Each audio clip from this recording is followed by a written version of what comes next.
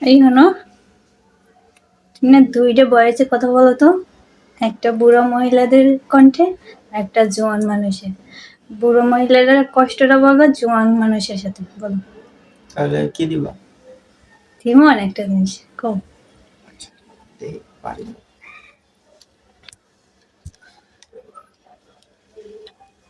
বাবা কেমন আছো রে? আমি তো ভালো নাই রে।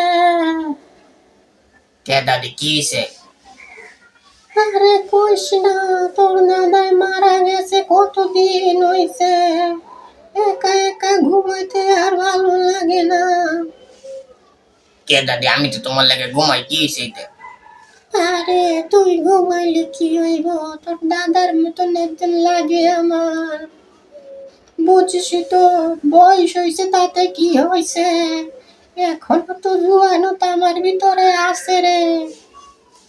আরে দাদি, তুমি এই বয়সে কি কও? তোমার কথা হই না, তোমার শরম করতেছে। এরা কি কইলে শরম পাইতাছ? আমার মনে তো অনেক কষ্ট। তুই তো বুঝবি না, তোর দাদাই নাই, একা একা ঘুমাই। আমার কি কষ্ট হয় তুই কি জানোস রে? প্রতিদিন রাত্রে বেড়া আমি ঘুম থেকে উঠটা একা একা গান গাই।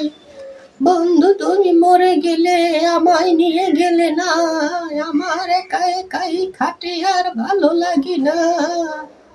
তুই কি জানিস আমার মনে কত কষ্ট? আরে দাদি, তোমার এই কথা শোনার লেগে গেলে আমি জায়গায় বইয়া রই নাই। আমি যাই যে আমার এটা ভালো লাগতেছে না। এখন তো তুই যাবি গা, কারণ তোর তো আছে একজন। আমি তো জানি তুই রাইতে ফোনে পাইয়া গুলোকে কথা কস। আরে দাদি, এটি কি কইতাছ? এটি কইও না, মা যদি হনে আমার মারবো। তাহলে তুই আমার একটা দাদার ব্যবস্থা কইরা দে, নাইলে আমি তোর মার কাছে কইয়া দিব। আরে দাদি, তুমি কি কইলা এটা? আচ্ছা ঠিক আছে, এখন একটা ব্যবস্থা করো, মানে আমি এখন যাই। ঠিক আছে তাহলে তুই যা, আমার কথাগুলো মনে রাখিস।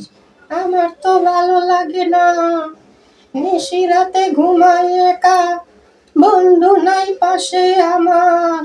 কষ্ট আমার মনের ভিতর তুই কি বুঝলি রে নাতি?